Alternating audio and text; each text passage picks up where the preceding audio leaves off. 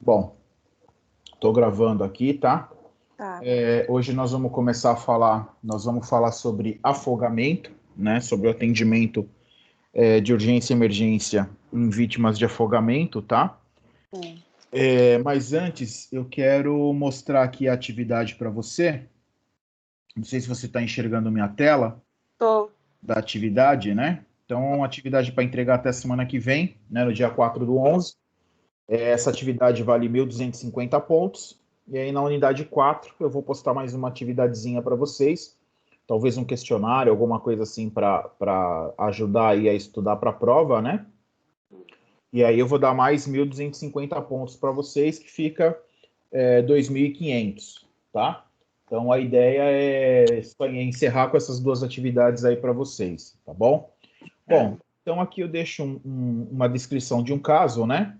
AML, sexo masculino, 18 anos, estudante natural de Goiânia, procedente de São Paulo há 4 anos.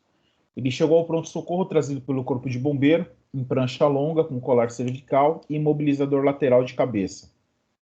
Os bombeiros informam que o paciente foi vítima de colisão automóvel versus traseira de caminhão, que não estava utilizando cinto de segurança, ficou preso nas ferragens por aproximadamente 20 minutos.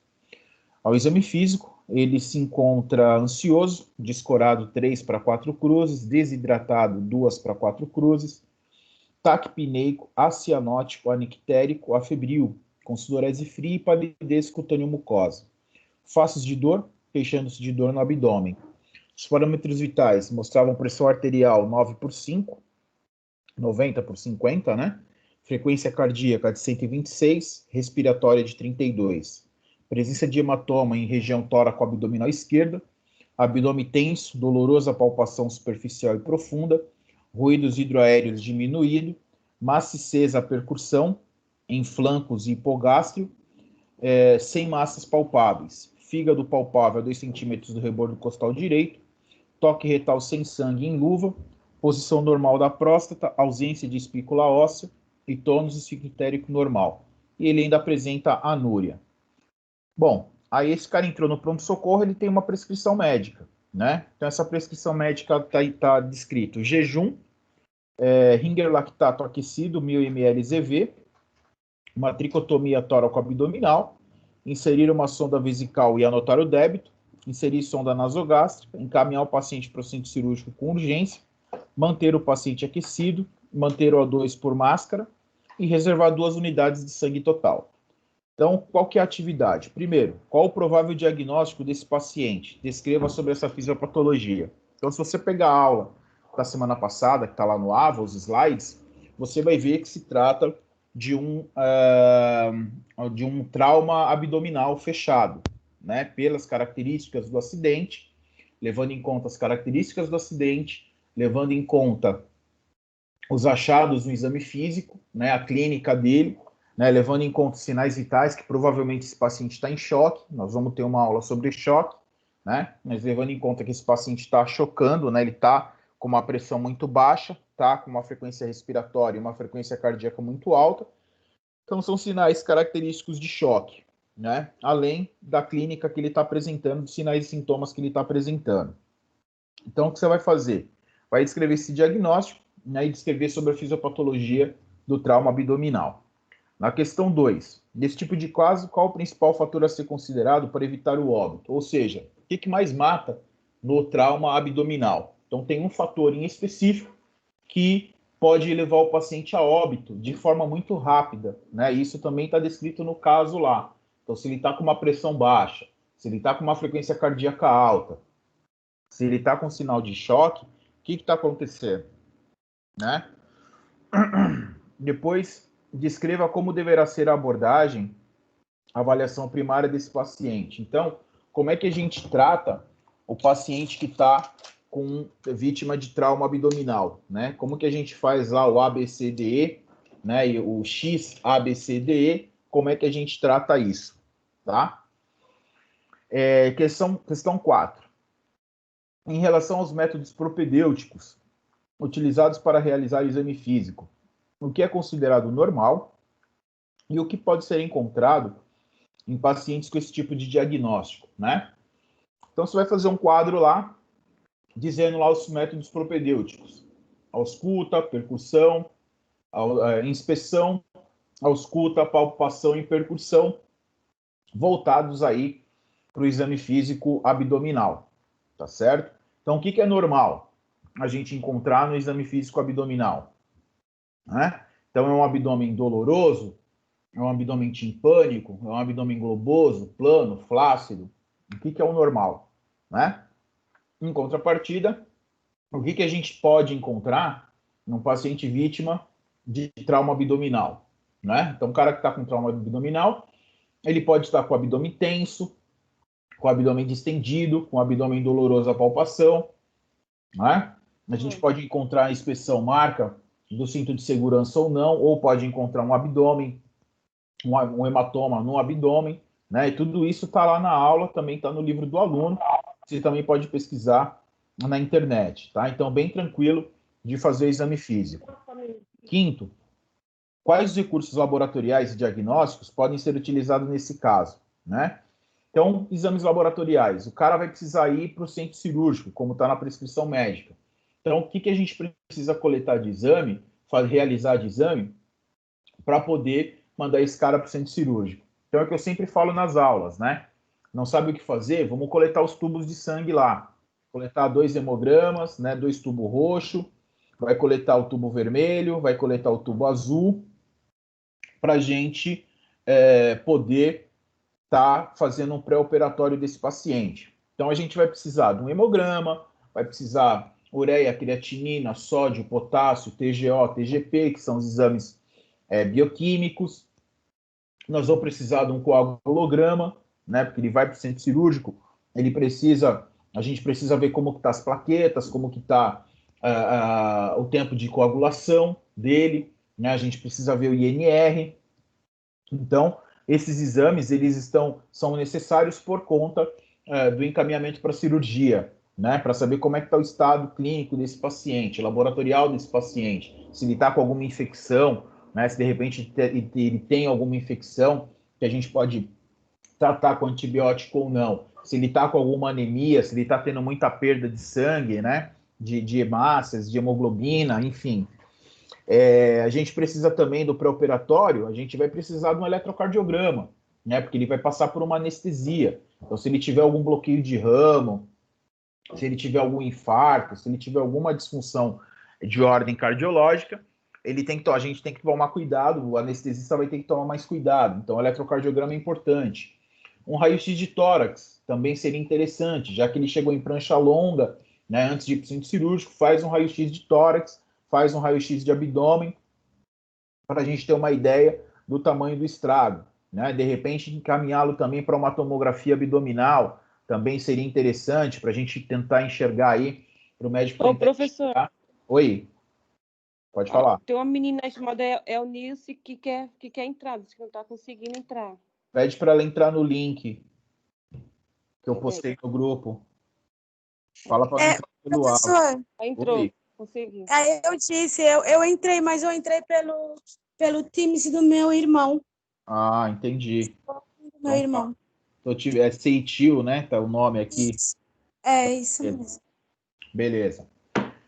Então, os exames laboratoriais de imagem é isso, né? Quais exames a gente pode estar encaminhando esse paciente para ajudar aí no diagnóstico médico, tá?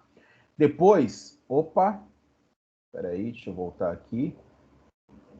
Depois, nós temos a questão 6. Indica a classe farmacológica, indicação, efeitos colaterais e cuidados de enfermagem com cada medicação. Nesse caso em específico, a única medicação que nós temos é o Ringer lactato, né? E nós temos também o catéter de O2 por máscara, tá? Além das 2 unidades de sangue total. Então, por que tem que entrar com Ringer lactato aquecido? Né? Qual é a classe medicamentosa do Ringer lactato? Qual é a função dele? Né? Qual a característica desse Ringer lactato? Qual o mecanismo de ação? Para que ele serve? Né? Então, vocês vão pesquisar aí em livro de farmacologia, na internet, enfim, para ver o que é esse Ringer lactato, para que serve. Da mesma forma, por que eu tenho que colocar um O2 por máscara? né? Qual a indicação desse oxigênio por máscara numa quantidade tão alta, 10 a 12 litros por minuto? E por que ele tem que tomar 2 unidades de sangue total? Né? E quais os cuidados que a gente precisa ter para administrar sangue no indivíduo, para transfundir sangue? Então, tem alguns cuidados específicos que a gente precisa tomar para transfundir esse sangue, tá certo? E aí eu quero que vocês façam o que é uma tricotomia tóraco-abdominal, como ela deve ser realizada, né? Como inserir uma sonda vesical de demora e por que eu tenho que anotar o débito, né? Então você tem que inserir uma sonda, beleza? Qual o material e qual a técnica? Descreve lá o material e a técnica e o porquê anotar o débito urinário, né? Qual que é a importância disso? Depois, ó, inserir uma sonda nasogástrica. Como que a gente insere a sonda? Qual o método? Qual o material? Qual a técnica? E o porquê que a gente tem que inserir essa sonda nasogástrica nesse caso do tórax de trauma abdominal, né? Caminhar os pacientes para o centro cirúrgico, beleza, sem novidade. Por que eu preciso manter esse paciente aquecido, né? Qual a finalidade disso, tá certo? Então, é isso que vocês vão tentar descrever para mim da prescrição médica, né? Eu preciso saber, preciso que vocês saibam o porquê dessa prescrição médica e o que fazer com ela, tá? E por último, você vai indicar 5 principais diagnósticos de enfermagem, tá? Então, dentro desse caso, vocês levantem 5 diagnósticos de enfermagem e você vai fazer lá uma tabelinha, alguma coisa assim, dizendo, né? Diagnóstico de enfermagem, por exemplo, dor aguda. Qual é a intervenção para esse diagnóstico de enfermagem, né? Então, baseado no caso aqui do paciente, levanta 5 diagnósticos de enfermagem e coloca aí as intervenções. Beleza? Alguma dúvida em relação ao trabalho, pessoal? Não, professor. Tá? Então é bem tranquilo para fazer, é só pegar firme aí. Vocês fazem isso em questão de 1, 2 horas, vocês conseguem fazer isso, tá bom? Tá. Muito bem. Deixa eu compartilhar aqui a outra tela. Aqui. Vocês enxergam aqui a minha tela? Sim. Então vamos lá. Então hoje nós vamos começar a falar sobre afogamento, tá? O afogamento, ele é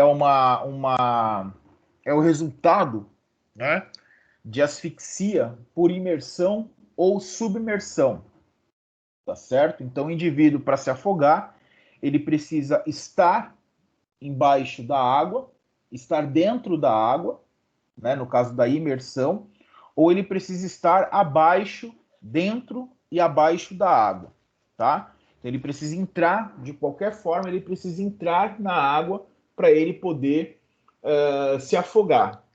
Então, isso acontece em praias, rios e piscinas. Até naquelas piscinas de plástico que o pessoal compra para pôr no quintal, pode acontecer caso de afogamento. Tá? Aquelas piscinas de 1.000 litros, de 500 litros, né? Que são aquelas piscinas de plástico que a gente monta e desmonta no quintal de casa. Também pode acontecer casos de afogamento nessas piscinas, por mais absurdo que possa parecer. Por quê? Você imagina que você tem uma piscina no quintal de casa, o indivíduo ele compra uma piscina para o filho é bebê, é uma criança, né? E essa criança entra lá na piscina, a piscina é escorregadia, o bebê escorrega, a criança escorrega, cai dentro dessa piscina e acaba se afogando. Dentro de casa, às vezes com o pai e a mãe junto, tá? Do lado ali, olhando no quintal, brincando, conversando, batendo papo, um dia de sol, todo mundo tomando cerveja, a criança escorrega, o pai acha que ele está brincando, que ele está nadando, e o menino está lá afogado, tá? Então, esse é um acidente muito comum, né? A terceira causa de morte aí relacionado a trauma, tá? É uma morte bem feia mesmo, tá certo? Então, o que acontece com o afogamento? O afogamento nada mais é como a entrada de água nas vias aéreas. Ou seja, não tem que ter água nas vias aéreas. Vias aéreas, elas sempre têm que estar pérvias, né? Ou seja, ela tem que estar com fluxo livre, né? Ela não pode estar obstruída para poder entrar e sair o ar, tá certo? Então, entrou água nas vias aéreas, isso dificulta ou impede a ventilação pulmonar, ou seja, não entra ar dentro dos pulmões, tá certo? Então o indivíduo fica com as vias aéreas obstruídas por conta da água. Isso gera um impedimento, né, da ventilação pulmonar adequada, ou seja, o ar não entra, os pulmões não ventilam, e aí é necessário o emprego de algumas técnicas, né, para que o quadro seja reversível. Ou seja, não é toda pessoa que se afoga, necessariamente ela vai morrer. Não. Existem técnicas que podem ser utilizadas para o salvamento, tá certo? E a gente consegue recuperar esse paciente também. O problema do afogamento é o tempo. É o tempo que esse indivíduo permanece afogado, tá? Então, as causas de afogamento, elas são divididas em duas causas. As causas primárias e as causas secundárias, tá? Então, a causa primária é o tipo mais comum que ocorre. Ela não apresenta em seu mecanismo nenhum fator desencadeante do acidente. Os indivíduos, eles costumam apresentar a luta pela vida, característica daqueles que não sabem nadar. Então, o que acontece na causa primária? O camarada não sabe nadar, vai para a praia e acha que é o Aquaman. Então, ele vai até a linha da água, que passa normalmente do tórax, né? Porque até a linha da cintura, até o joelho e linha da cintura, o indivíduo ainda consegue ter controle sobre o corpo, né? Mas quando a água no mar, ela passa da linha da Professor, cintura... Oi? a Patrícia está dizendo que não está conseguindo entrar. Pede para ela clicar no link que eu coloquei no grupo. Tá. Acho que ela entrou agora. Patrícia, tá aqui, ó. Tô admitindo ela. Bom dia, Patrícia. Coloquei ela aí agora. Ah, beleza. Patrícia, tá me ouvindo? Bom, vamos lá. Então, a causa primária é assim: o indivíduo ele está na praia, ele entrou no mar, até a linha da cintura, ele consegue ter controle sobre o próprio corpo, né? Só que ele se acha que é o Aquaman, tá com o nariz cheio de cerveja, né? Ele bebeu, tá alcoolizado e ele começa a fazer graça. E aí o que acontece? Quando a água passa da linha da cintura, ou seja, a água chega no tórax dele, ele já começa a ter uma certa instabilidade dentro do mar, né? E de repente vem uma onda, cobre esse indivíduo e depois que a onda passa por ele, o mar ele tem o efeito de repuxo, ou seja, de puxada, a água ela volta em direção ao oceano. E isso desequilibra o indivíduo, ele cai dentro do mar, perde a estabilidade com o solo e ele fica boiando e acaba entre desespero e acaba se afogando, né? A mesma coisa em piscina. Piscinas muito fundas, né, que são piscinas de clubes aí, piscinas olímpicas, por exemplo, elas têm uma profundidade muito grande. Logo, o indivíduo ele não dá pé, ou seja, ele não consegue apoiar o pé no chão da piscina e ficar com a cabeça para fora d'água. Então ele acaba se entrando em desespero porque ele quer respirar e nessa situação de desespero ele acaba por engolir a água, né? A água acaba entrando pelas vias aéreas e o indivíduo acaba fazendo asfixia. Estou ouvindo bem, professor. Obrigado, Patrícia. Então ele acaba sofrendo por asfixia também, tá? É o caso da piscina de 500 ml lá, de 500 litros, que eu falei para vocês, né? Uma coisa, um brinquedo que pode se tornar mortal, tá? Então esses indivíduos, quando ele passa por essa situação de afogamento, ele entra em desespero, né? Ele começa a lutar pela vida, então ele entra em desespero, ele começa a se debater, ocorre um consumo energético absurdo, ele entra em fadiga muscular, né? E acaba por entrar em óbito por conta dessa situação. Primeiro pela asfixia, segundo pela entrada de ar e terceiro pelo desgaste físico e energético que ele tem lutando aí, batalhando pela vida. Só para vocês terem ideia, certa vez eu estava na faculdade, dentro da faculdade tinha uma academia e nessa academia tinha aula de natação. E eu não tinha muito o que fazer da vida, né? Fui inventar de fazer aula de natação. E eu morro de medo de água. Eu tenho medo do mar, eu tenho medo do rio, eu tenho medo do ambiente aquático, né? E aí a professora falou, não, muito tranquilo, a gente vai trabalhar o seu medo, você vai conseguir e tal, com boia, com não sei o quê, a mulher praticamente pegando na minha mão para entrar na piscina, aquela coisa toda. E a piscina, a profundidade dela dava mais ou menos na altura do meu tórax, ou seja, não era uma piscina tão funda, né? Eu em pé, a água dava no tórax, então não era uma piscina tão funda, pois eu consegui me afogar nessa piscina, né? Então entrei em desespero, era só eu colocar o pé no chão e levantar o corpo. Mas no desespero de sair daquela situação, eu acabei engolindo água e acabei sim sofrendo um afogamento. Não teve nenhuma consequência grave, não teve nenhum problema grave, além do medo, né? Mas ela simplesmente pegou no meu braço e me levantou. Só isso que ela fez, né?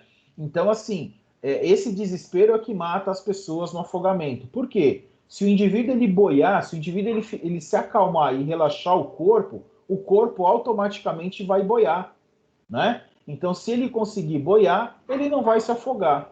O problema é o indivíduo ter a tranquilidade para poder tomar essa atitude em meio a essa crise, tá certo? Então, é assim que a causa primária de afogamento ela ocorre, tá? Normalmente, indivíduos que não sabem nadar.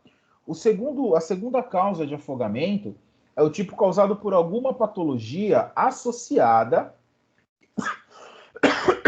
perdão, que precipita o afogamento, né?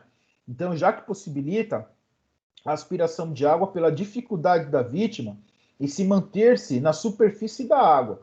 Então, por exemplo, uso de droga, uso de álcool, algum trauma que o indivíduo veio sofrer, doenças cardiovasculares, entre outros. Então, o que acontece nessa causa secundária? Vamos supor que o indivíduo ele sofre de epilepsia e ele não tomou lá o Gardenal dele. Ele não tomou o anticonvulsivante dele, porque era um final de semana gostoso, tava um solzão, tá na praia curtindo com a moçada, aquela festa toda, e ele resolveu tomar um banho de mar.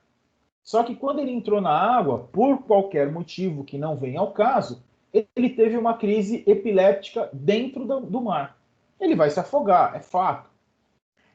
Eu perdi um amigo de infância, o Kleber, exímio nadador, o cara fazia natação, o cara nadava muito, e esse Kleber, na fase adulta já, né, nós éramos amigos de infância, ele já estava até casado, e ele costumava nadar num rio, viajava para o interior, para a casa do irmão, e próximo da residência lá tinha um local que tinha um rio que o pessoal costumava nadar, pescar e tal.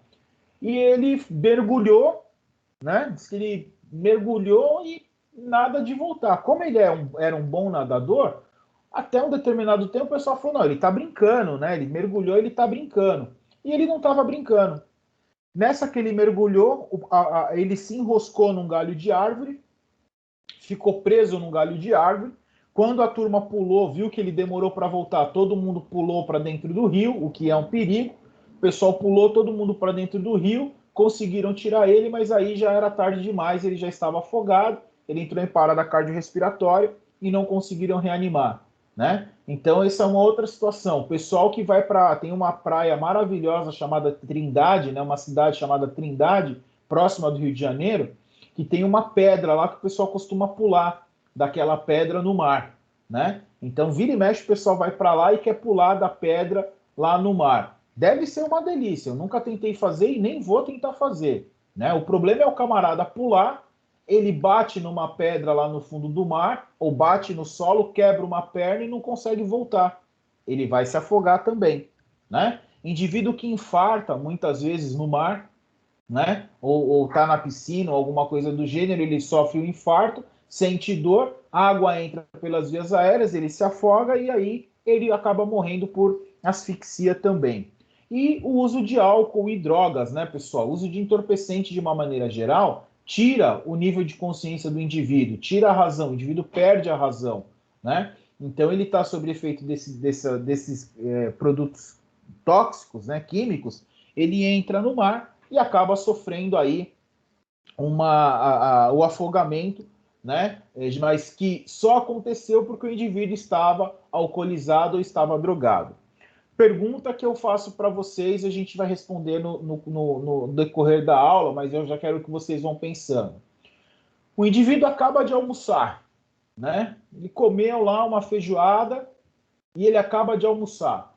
Se ele entrar na piscina ou ele entrar no mar logo após a refeição, ele pode morrer afogado?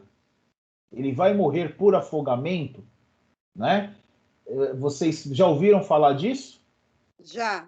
Né? Então a gente Já. sabe que nós sempre ouvimos falar que o indivíduo que depois que come não pode tomar banho, né? E nem pode entrar no mar ou entrar na piscina, porque senão a Mito. gente morre, uma tal de congestão, né? A gente morre por congestão. Então eu quero que vocês pensem se isso é mito, se isso é verdade, baseado em que a gente pensa e a gente acredita nessa história, tá? Se ela é verdadeira ou não, tá? O que vocês acham? Pode morrer ou não? Vamos lá, pessoal. Bom, Jandeline, o que você acha? eu posso estar enganada, mas eu acho que sim, professor. Você acha que não pode comer e entrar embaixo da água? Não importa se é Pode. chuveiro, se é Não. piscina. Pode sim. Pode Oi? sim. Comer, tomar banho, entrar na água, só não pode ficar. O que as pessoas morrem é que elas ficam batendo com a barriga cheia e ficam batendo as ondas na barriga e acaba ali a comida volta, vomita e acaba. Mas é mentira, que comer, entrar no mar e morre. Não é, é mentira. Não, Tá. eu acho que não necessariamente, mas Mas tem alguma coisa a ver. sim. Tá. E você, eu disse, está ouvindo a gente? O que você acha? Tô, professor, então, eu acho que a pessoa pode comer e depois tomar banho e comer e depois ir mergulhar no rio, porque o processo de digestão é um processo natural, então eu acho que não tem nada a ver com afogamento, só que no caso tem, se a pessoa terminou de comer, a gente sabe que a gente tem que pausar para fazer a digestão. Tem pode dar emese, né? Pode dar vômito, a pessoa passar mal.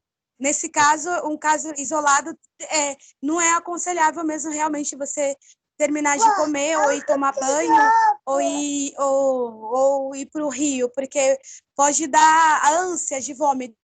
Ok. Beleza. Então vamos guardar essas informações, daqui a pouco a gente volta nelas, tá? Bom. No caso. Oi? Deu para entender, professor? Deu sim, tranquilo. Daqui a pouco a gente volta nessas informações. Então, olha só, o afogado, ele pode apresentar-se com um quadro de asfixia, né, que se distingue pela cianose, ou seja, o indivíduo ele vai ficar azulado, né, ou com um quadro de inibição. No início do afogamento, né, o organismo ele ativa um reflexo inibidor, né, evitando asfixia, em que o doente está pálido. Então, o camarada que está afogado, ou ele vai se apresentar cianótico, né, totalmente azulado, ou ele vai se apresentar pálido, por conta do reflexo de proteção, né, do reflexo inibidor, para evitar asfixia, evitar que essa água entre. Então, o diafragma, ele meio que trava. O diafragma, que é o músculo responsável pela respiração, ele meio que fica travado. A glote fica travado. O indivíduo, da mesma forma, ele não vai conseguir respirar, né? Então, ele vai se apresentar pálido. E a asfixia, ela vai, quando o indivíduo ele tem a obstrução pela água, ele vai se apresentar cianótico, tá? Na forma asfíxica, né? Ou seja, quando entra a água e ocorre a ausência de oxigênio na árvore respiratória, né? Em virtude de boca e narina estarem obstruídas pela água, né? Então tem obstrução das vias aéreas, o indivíduo não consegue respirar. Então, o ar ele não chega nos pulmões. Isso reduz a tensão de oxigênio no sangue, né? Então, se o indivíduo ele não respira, não chega oxigênio no sangue, logo esse oxigênio não chega no cérebro e não chega no coração, tá? Por outro lado, o CO2 também não pode ser eliminado pelo ar expirado, resultando no acúmulo desse sangue, ou seja, a hipercapnia. Então, se a gente coletar uma gasometria arterial do paciente que está afogado, a gente vai ver que ele está em acidose respiratória, né? Que tem muito CO2 no sangue desse indivíduo. Por quê? Ele não consegue respirar, ele não elimina CO2. E o CO2 é tóxico para o organismo, né? Então, o maior perigo da redução de oxigênio é o dano sobre o sistema nervoso, é o dano cerebral, né? Indivíduo que fica a mais do que 3 minutos e meio, mais aproximadamente 3 minutos e meio, sem oxigenação, ele pode vir a ter lesão cerebral, né? Isso numa parada cardiorrespiratória, em qualquer evento que falte oxigênio por indivíduo dentro desse tempo aí, mais ou menos dentro desse tempo, tá? Então essa lesão, ela pode se tornar irreversível a partir aí, ó, do 5º minuto, né? Então passou de 5 minutos, um indivíduo sem respiração, sem oxigenação, provavelmente ele vai ficar sequelado, né?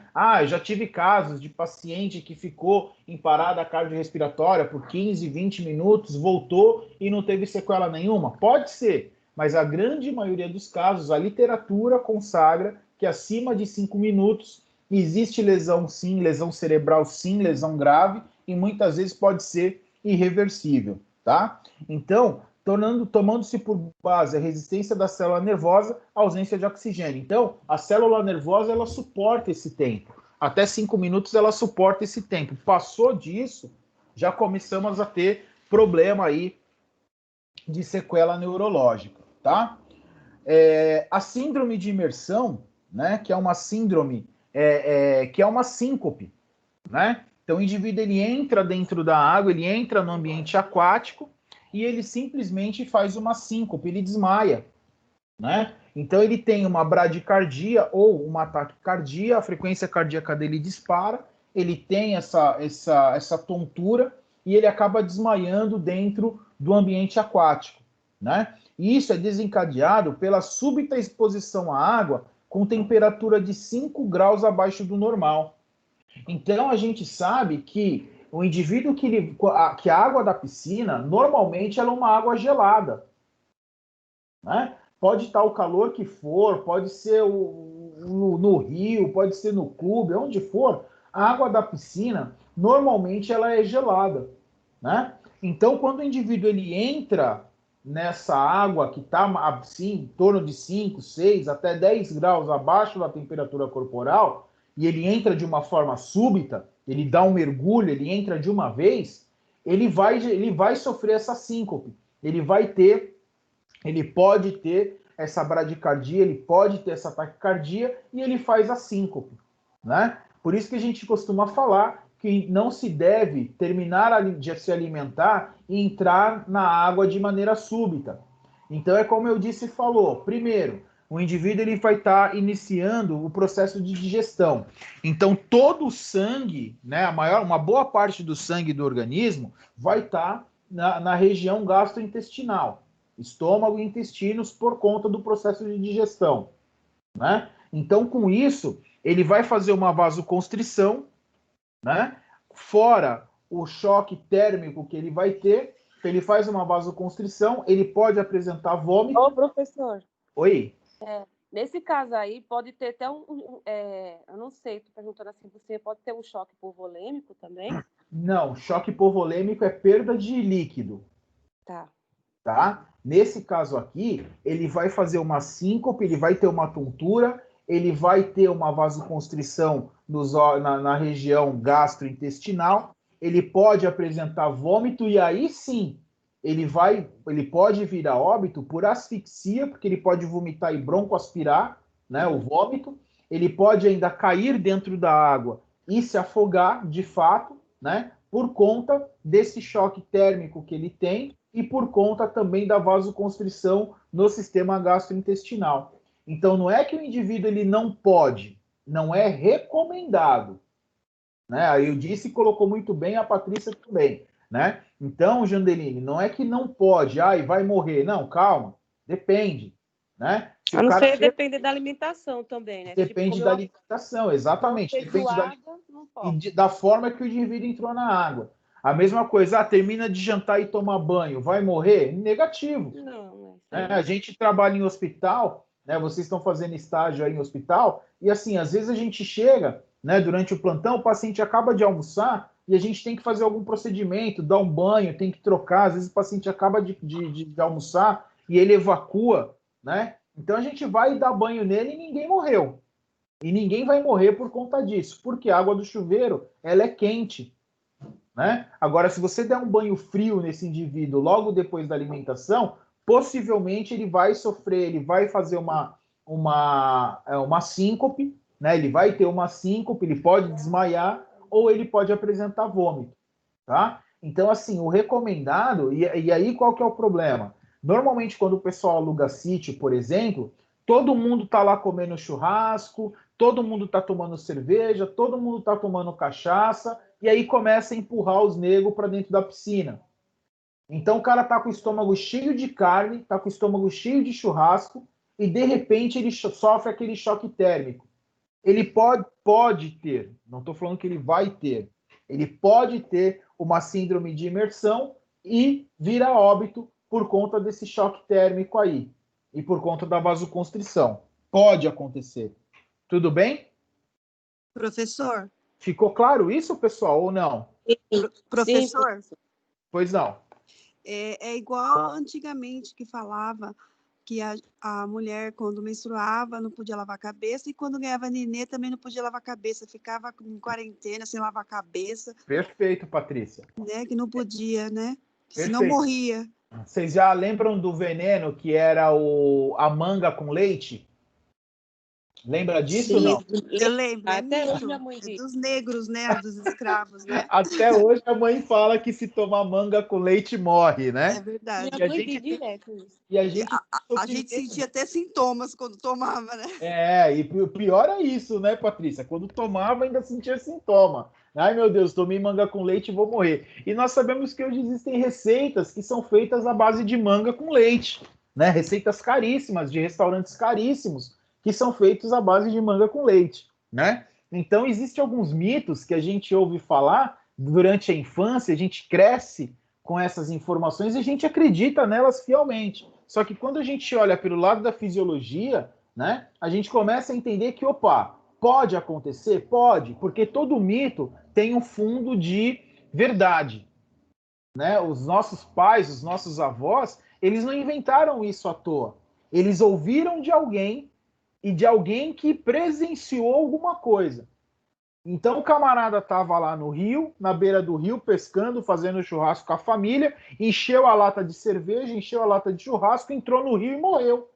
Prova para esse cara que comer entrar no rio não mata. Como é que você prova isso para esse indivíduo? Você não prova, porque o cara viu, né? Ele foi testemunha ocular daquilo. Mas o porquê que aconteceu a morte? Aí é que entra a ciência, né? Aí é que entra a fisiopatologia. Então, por exemplo, a Jandelina ela confundiu um pouquinho a questão da hipovolemia, né? Hipovolemia é perda de líquido, tá? Então, o fato dele vomitar não é o suficiente, dele apresentar um episódio de vômito, não é o suficiente para ele perder uma grande quantidade de líquido. Então, não é a causa-morte, né? A causa-morte é a asfixia. Falou em afogamento, nós vamos sempre lembrar de asfixia, tá certo? Não sei se vocês já tiveram a oportunidade de ver um cadáver, uma pessoa afogada, morta, né? Um cadáver afogado. O corpo ele vem bastante edemaciado.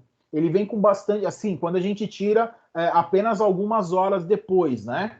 O corpo ele se apresenta bastante edemaciado. Por quê? Tá cheio de água, tá cheio de líquido dentro daquele corpo, né? Eu não digo nem putrefação já depois de dias, né? Que o corpo já está afogado, aí já não é agradável de ver, porque já tem mordida de peixe, já tem, você encontra camarão dentro do corpo do indivíduo, né? Pessoal que gosta de comer camarão aí, ó, vive com camarão dentro dos cadáveres aí, se alimentando, né? Então você já é uma característica diferente, o corpo já está em putrefação. Mas quando a gente pega esse corpo algumas horas após o evento de afogamento, você observa uma característica que esse corpo está bastante demasiado por conta da quantidade de líquido que entrou no indivíduo. Então existe uma dilatação, existe o edema, né? A dilatação causada pelo edema, tá? Então, tomar cuidado com esses mitos, né? Lembrando que nós somos cientistas, nós trabalhamos em cima de evidência científica, né? Então a gente olha para a fisiologia para a gente entender aí esses fenômenos. Então, só para a gente fechar, o indivíduo pode almoçar, jantar e tomar banho? Pode, não tem nenhuma contraindicação. Porém, ele não deve tomar banho gelado, né? Porque se ele tomar banho gelado, ele pode ter uma síncope, ele pode fazer uma síndrome uma síndrome vasovagal, ele pode ter uma síncope, uma tontura, e aí ele pode desmaiar no banheiro, bater a cabeça, faz um TCE, né? Vomita e muitas vezes aspira o próprio vômito, acaba se asfixiando pelo próprio vômito, né? O indivíduo que pode se almoçar, comer, entrar na piscina, depende, não é recomendado, né? Bem como atividade física, né? A atividade física também não deve ser realizada imediatamente após a refeição. O indivíduo ele tem que esperar um pouco, o organismo fazer a digestão, pelo menos 40 minutos, 1 hora é o ideal, e depois ele inicia a prática de atividade física, tá certo? Então a gente precisa tomar bastante cuidado com isso, tá? Muito comum isso acontecer em clube também, né? O pessoal sai do restaurante e vamos com fogo no nariz danado, entra na piscina com tudo, aí passa mal e dá trabalho pra gente, tá? Bom, vamos falar um pouquinho sobre a fisiopatologia do afogamento, que é uma sequência de eventos, né? Você vai ver que é bem tranquilo de entender essa fisiopatologia. Então, inicialmente, né, ocorre a aspiração de pequena quantidade de água. Então, o indivíduo, para se afogar, ele precisa necessariamente aspirar uma pequena quantidade de água. Isso levando imediatamente a um laringoespasmo e uma apneia voluntária por aproximadamente 2 minutos. Então, o indivíduo ele entrou na água, ele aspirou uma pequena quantidade, não é muita coisa, porém essa pequena quantidade de água leva imediatamente ao laringoespasmo, ou seja, a laringe desse indivíduo, ela para de funcionar, ela entra em espasmo muscular, né? Então ela fica travada, ela se fecha e fica travada. A laringe se fechando, o indivíduo faz apneia, ele para de respirar voluntariamente. E isso acontece por aproximadamente 2 minutos. Ou seja, ele fica em apneia por aproximadamente 2 minutos.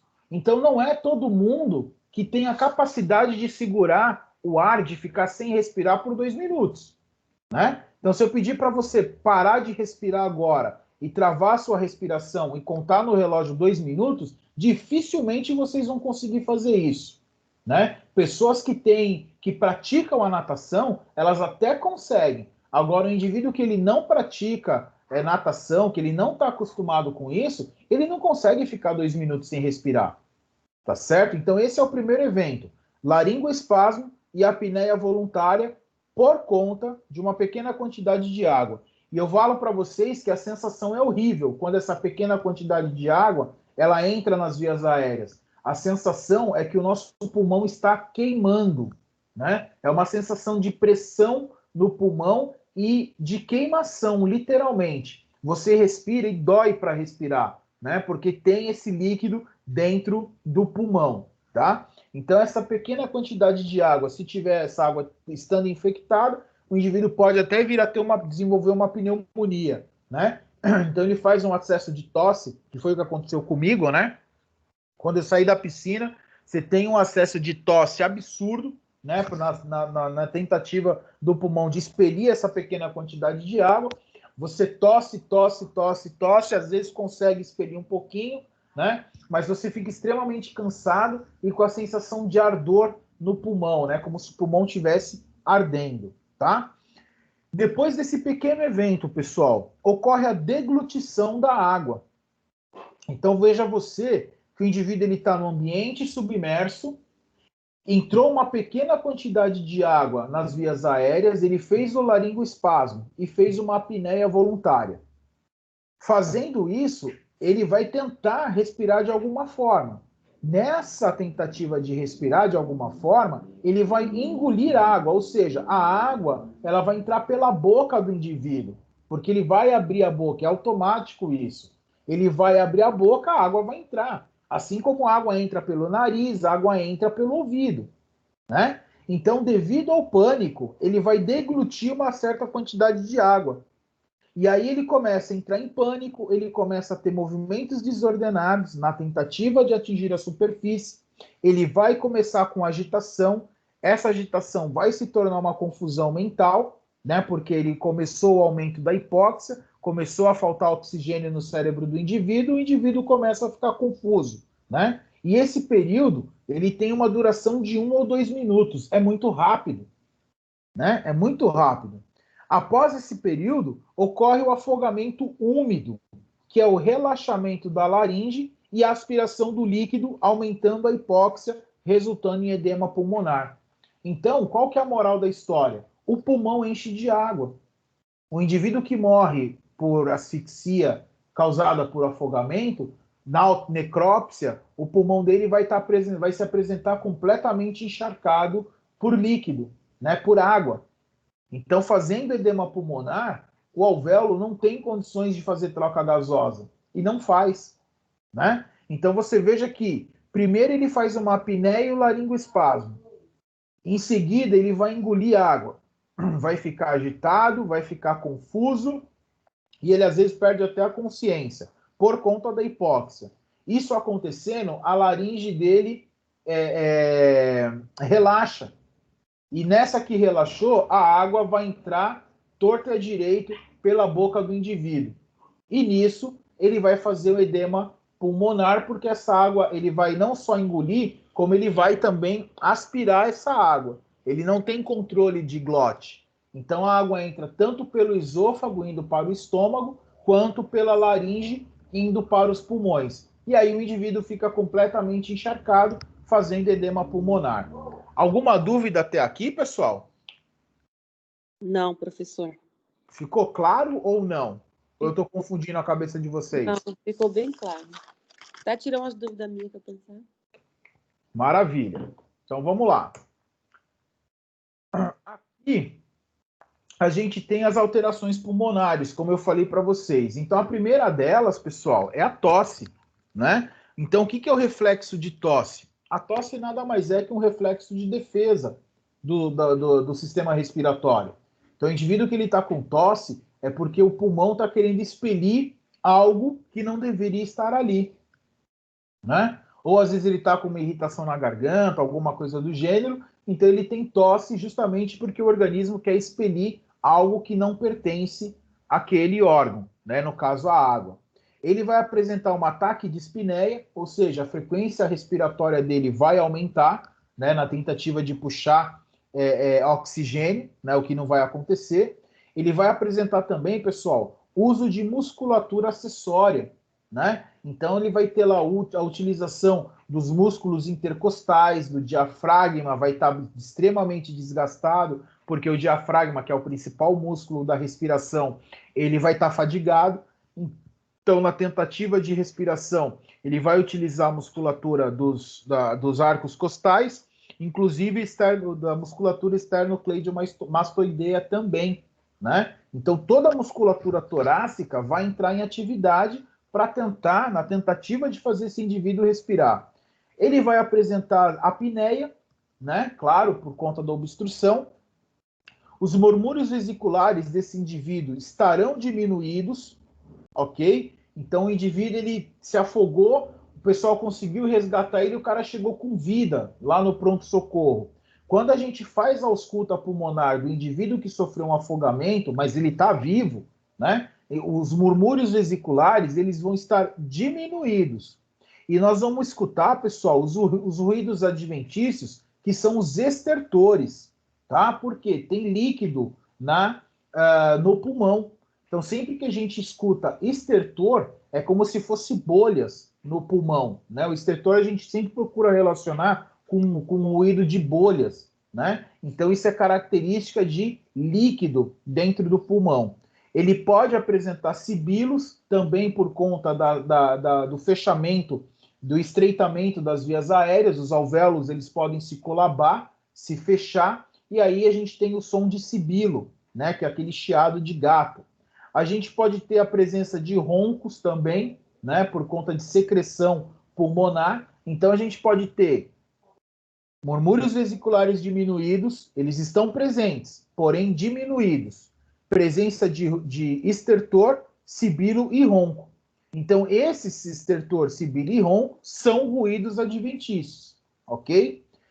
Ele vai apresentar ainda para a gente uma espuma rosa pela boca e nariz, bem característico de edema agudo pulmonar, tá? Então, o indivíduo, quando ele chega no hospital em edema agudo de pulmão, é clássico, o sintoma clássico, né? Toda vez que vocês estiverem numa unidade e o indivíduo estiver espumando pela boca e pelo nariz, uma espuma meio rósea, né? Mais puxada por vermelho, mas é uma espuma rosa, não chega a ser sangue, tá? É uma espuma rósea. É porque ele está em edema agudo de pulmão, ou seja, tem muito líquido dentro desse pulmão e o indivíduo está colocando isso para fora por conta até de uma defesa do organismo, né? E olha só que engraçado, quando eu falo edema agudo de pulmão, eu posso estar falando também daquele indivíduo que é hipertenso, que tem insuficiência cardíaca congestiva, o coração do cara é do tamanho de uma melancia e está cheio de líquido, né? Então o coração dele é gigante,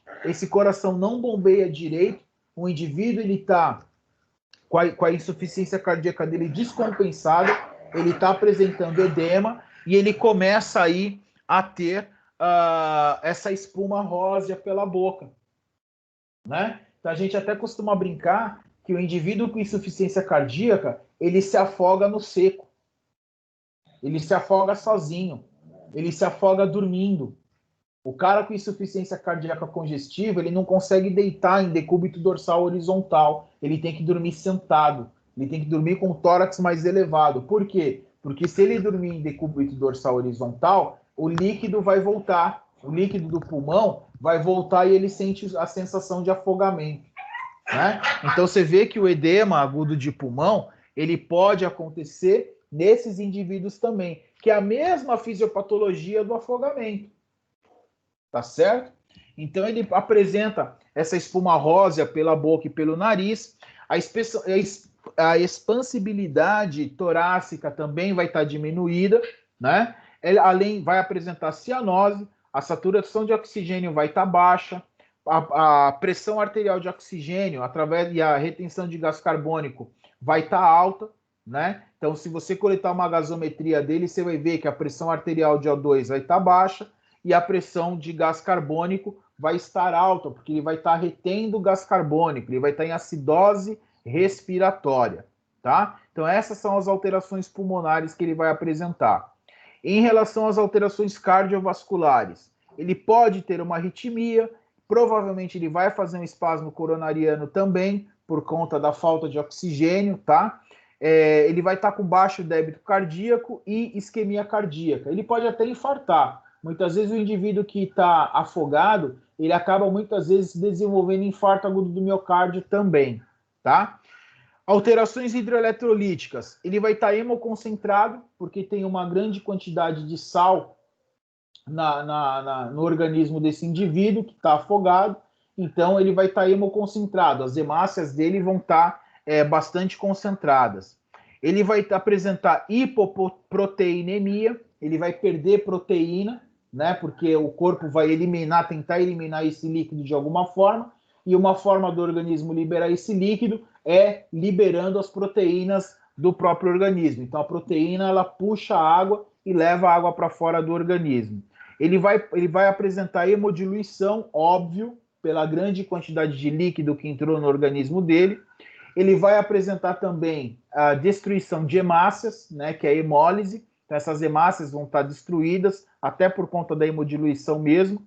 Ele vai ter um distúrbio de eletrólitos. Então, se você coletar um bioquímico, sódio, potássio, ele vai ter magnésio, cálcio, ele vai estar totalmente desequilibrado, né? Então, ele vai estar com muito potássio, baixo sódio, ou vai estar com muito sódio, baixo potássio, tá? Principalmente a alteração principal é o potássio, né? Que o potássio ele vai estar bastante alterado, né, no indivíduo que está afogado. E as alterações renais, ele vai apresentar diminuição de fluxo renal, né, e vai apresentar aí hemólise e insuficiência renal aguda, tá? Então ele não consegue, o rim dele para de funcionar por conta do afogamento, beleza? Alguma dúvida até aqui, pessoal? Alguma questão? Não, eu, por exemplo, não. Vocês entenderam tudo que eu falei? Sim. Então tá bom, quero só ver. Bom, então aqui eu vou deixar um esqueminha para vocês, tá? Tá lá na aula, que é um organograma, né? Então, ó, tudo começa aqui, ó. Resumindo tudo isso que eu falei, tudo começa aqui, ó, com a entrada de água, gera o laringoespasmo, que vai levar à hipóxia, aumenta a quantidade de CO2 no sangue, o indivíduo faz um edema agudo de pulmão, tem um rebaixamento de nível de consciência, ocorre uma parada respiratória, parada cardíaca e o indivíduo vem a óbito. Tudo isso acontece por conta da entrada de água no organismo. Beleza? Bom, no afogamento existem algumas classificações e isso aqui é importante a gente saber, tá? Isso aqui provavelmente eu vou perguntar na prova para vocês e vale a pena vocês prestarem atenção nisso, até porque essa classificação ela envolve um grau de acometimento desses pacientes, tá? Então, o camarada que está classificado como afogamento de grau 1, né? A paciente que está no afogamento de grau 1. Esse afogamento de grau 1, ele ocorre nos pacientes que aspiram uma quantidade mínima de água, suficiente para produzir a tosse, ok? Foi o que aconteceu comigo lá na piscina da faculdade, né? Eu engoli uma pequena quantidade de água e eu fiquei tossindo veementemente, fiquei tossindo horrores por um bom tempo. A ausculta pulmonar desse indivíduo, ela vai apresentar sibilo, ok? Porque tem o estreitamento de vias aéreas, né? Por isso que ele está tossindo e as vias aéreas dele estão contraídas, tá certo? Estão irritadas e contraídas. Então, no afogamento grau 1, o paciente produz tosse, ele ingere, aspira uma pequena quantidade de água, ele vai produzir tosse e a ausculta pulmonar dele vai apresentar sibilo, ok? A vítima geralmente encontra-se agitada, porém lúcida, podendo apresentar certa cianose por vasoconstrição. Geralmente, no afogamento grau 1, não existe necessidade de atendimento médico, bastando a gente aquecer e a vítima realiza o repouso. Tira o cara... Só um minutinho, pessoal. Só um minutinho, por favor. Deixa eu dar uma bronca aqui, porque senão eu não consigo.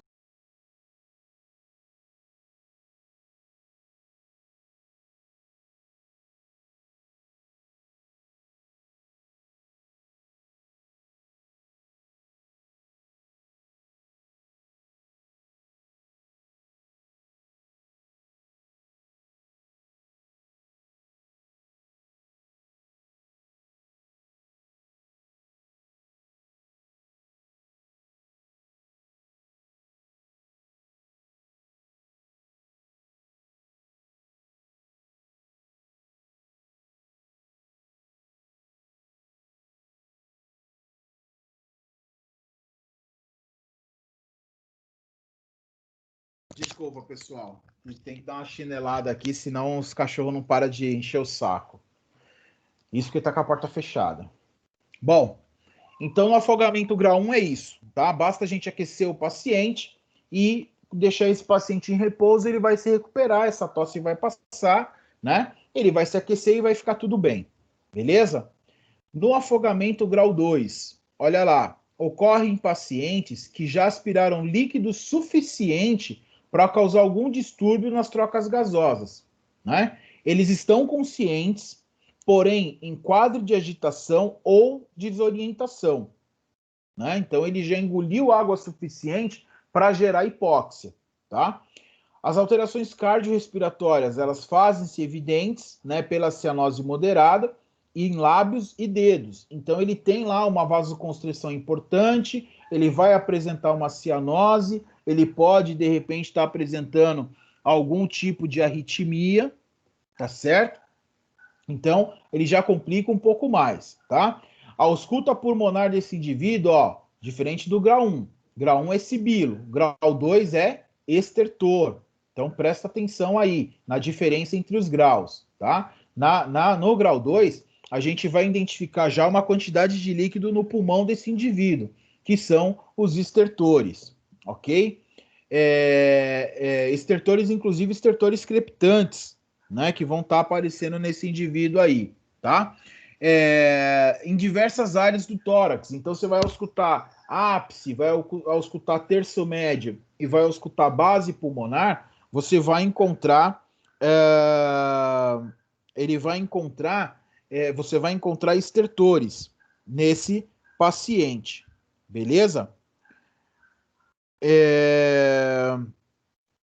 Então, isso vai precisar do quê? De suplementação de oxigênio necessária, né? A gente vai precisar suplementar esse indivíduo aí com oxigênio, tá? Então, essa é a diferença do grau 1 e do grau 2. Grau 1, sibilo, tira o cara da piscina, aquece esse indivíduo, deixa ele em repouso e ele melhora.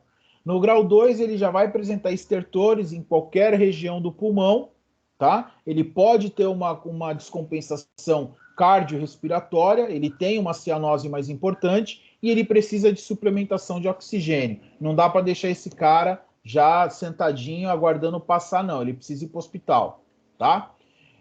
O grau 3 ocorre em pacientes que aspiram grande quantidade de líquido. Olha só, de 2 a 3 ml por quilo de peso, né? Então, se é um camarada como eu que pesa 96 quilos, olha a quantidade de água que esse indivíduo vai estar aspirando, tá certo? E tudo isso para o pulmão.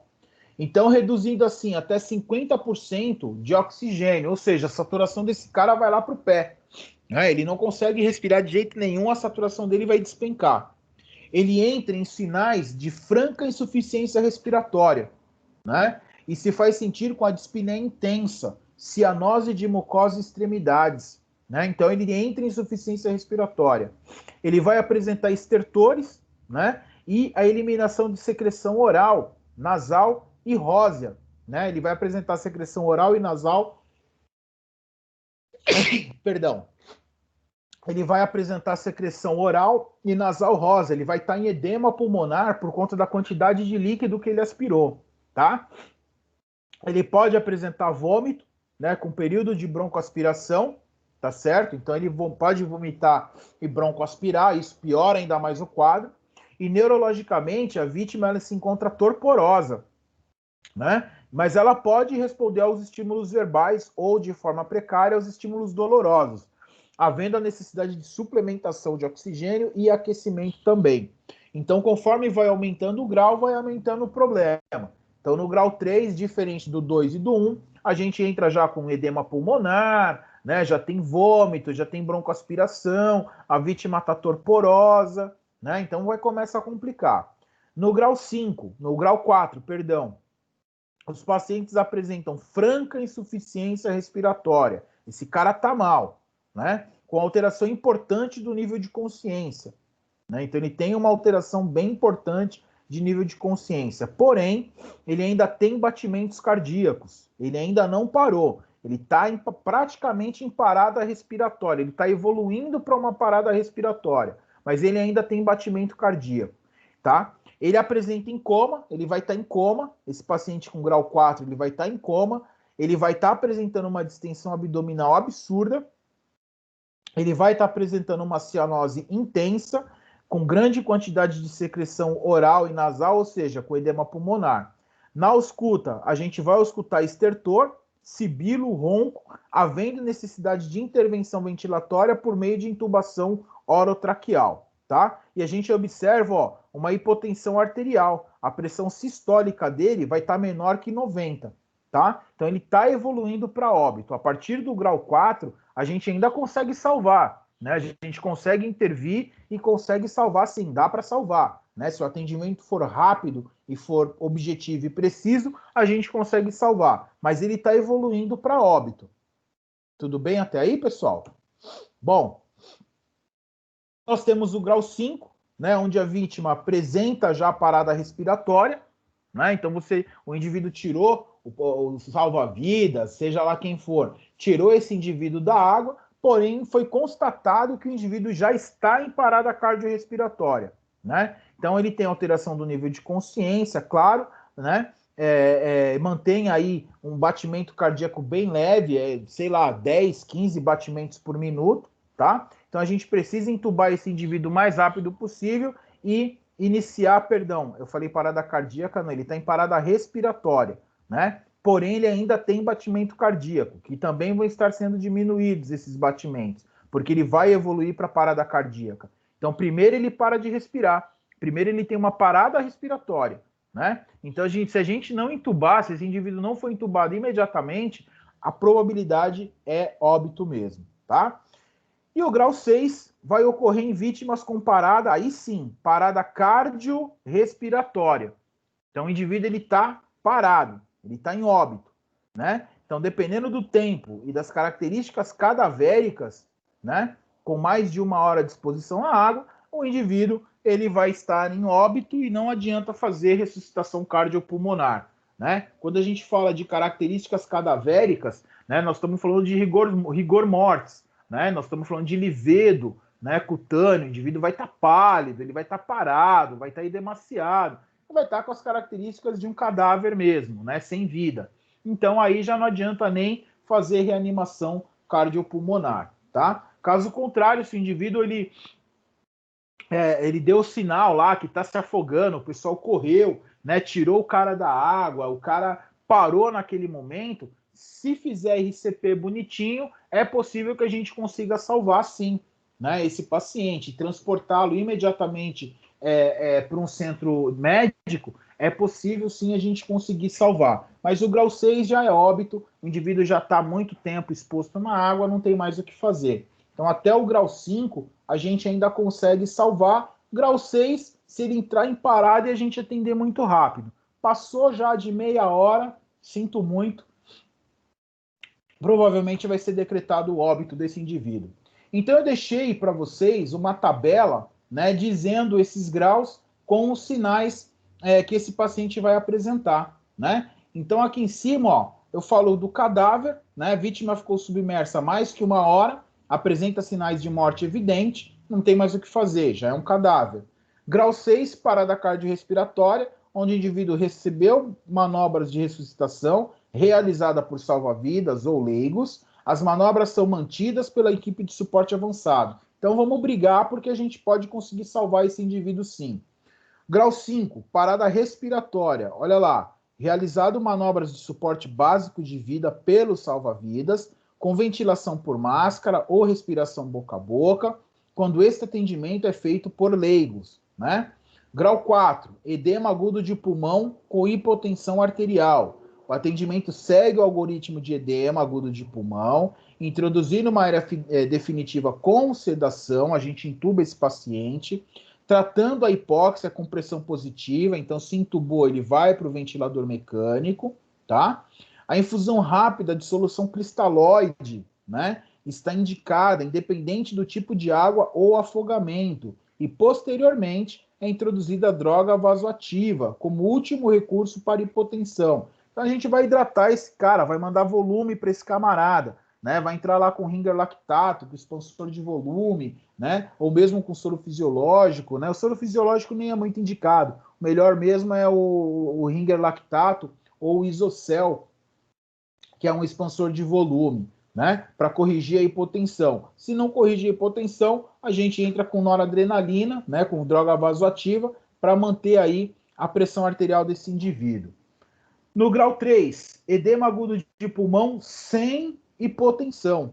Então, essas vítimas, elas sobrevivem em ar ambiente, porém com hipóxia, saturando 90%, necessitando de O2 por máscara, 15 litros por minuto, né? Um número elevado desses casos pode apresentar piora desse quadro e precisar mesmo do suporte das vítimas do grau 4, tá? Então, essa vítima aqui do grau 3, que é edema agudo sem hipotensão, a gente até consegue tratar o cara sem via aérea avançada, né? Sem entubar esse camarada. Mas é possível que ele possa apresentar uma piora do quadro, dependendo da quantidade de água, dependendo do porte físico, dependendo das características do indivíduo, a gente já deixa lá o tubo preparado, deixa lá o carrinho preparado para entubar esse indivíduo, tá? Grau 2, ausculta com estertores pulmonar, né, 93,2% necessitam de 5 litros apenas de O2, né, por catéter nasal. Então esse cara aqui, grau 2, ele até que está tranquilo. E o grau 1 apresenta tosse com ausculta pulmonar normal, né? Esse caso não necessita de suporte ventilatório. E o resgate, né? Esses não apresentam qualquer sintoma sendo liberado no local mesmo. Então o resgate tirou o cara da água, o baiano lá entrou na água, se afogou, né? O pessoal tirou, mas ele está bem, não está apresentando tosse nem nada, né? Foi só um susto. O pessoal, tanto do SAMU quanto do Corpo de Bombeiros, já libera ele lá no local mesmo, tá? Então, o tratamento hospitalar, ele visa basicamente, pessoal, suporte ventilatório e o estabelecimento das condições hemodinâmicas, tá? Atualmente, as condutas são tomadas com base na evolução do quadro e dos parâmetros apresentados, tendo pouco valor se a submersão aconteceu em água doce ou salgada. Então, se for rio, se for praia, se for piscina, né, para o restabelecimento da condição cardiorrespiratória, não tem muita importância para a gente, tá? Então, pro tratamento intra-hospitalar não tem. Quando a gente pensa no APH, eu já preciso saber, porque se de repente foi na piscina, ele pode ter escorregado, feito um TCE, né? Se foi no rio, ele pode ter ficado preso, né, num galho, pode ter quebrado uma perna, enfim, tá? Então, para intra-hospitalar, se a água foi doce ou salgada, não tem muita importância, porque eu vou restabelecer pressão arterial, vou restabelecer o fluxo respiratório dele e eu consigo reverter o quadro, ponto final, tá bom? Até essas brincadeiras, né, pessoal, que tem em sítio, que o pessoal gosta de empurrar o pessoal na água, né, na piscina. Eu, particularmente, não frequento mais festas em sítio, né? É uma conduta que eu e a minha esposa nós adotamos já há alguns anos. Então, se me chamar para uma festa num sítio que tem piscina, tá rolando bebida alcoólica, eu não vou para esse sítio, eu não vou para essa festa. Pode ser pai, irmão, pode ser o meu melhor amigo. Eu não participo mais. Por quê? Houve uma condição em que estávamos numa festa, estava rolando a festa, todo mundo bebendo, todo mundo brincando, e com essa viadagem, desculpa a expressão, mas é uma viadagem, uma putaria de ficar empurrando os outros na piscina, né? E na ocasião empurraram um rapaz na piscina, o rapaz não sabia nadar, e o pior de tudo, esse rapaz bateu a cabeça na piscina. Então, conforme ele caiu, a piscina não era funda, então ele caiu e acabou batendo a cabeça. Nisso que ele bateu a cabeça, ele fez trauma de cervical entre C1 e C4. Esse cara ficou tetraplégico, tá? Então, houve toda aquela correria, tiraram o cara da piscina correndo, nessa de tirar da piscina, lesionou ainda mais a coluna desse infeliz, tá certo? E aí chama a SAMU, leva para o hospital, o rapaz quase morreu, mas não morreu, tá inválido numa cama até hoje, por conta de uma brincadeira, né? De uma brincadeira de um idiota que fica empurrando as pessoas dentro da piscina, né? Para vocês terem ideia, eu sou tão sujo com isso, pessoal. Eu sou evangélico, né? Então, algum tempo atrás, eu frequentava a igreja e teve uma situação que nós fazíamos um acampamento. Então, todo carnaval reunia a galera da igreja e nós fazíamos um acampamento num sítio gigantesco, né? E nesse sítio tinha piscina. E tinha um idiota de um pastor, né? Vocês me perdoem falar dessa forma, mas tinha um idiota de um pastor que ele ficava nessa de empurrar a galera na piscina. Tava calor, tava um solzão, e ele empurrando todo mundo na piscina, né? E eu quase saí no tapa com esse indivíduo, não saí no tapa com ele porque teve um outro pastor que interviu, né? E, inclusive esse pastor que estava empurrando, ele foi convidado a se retirar do sítio, né?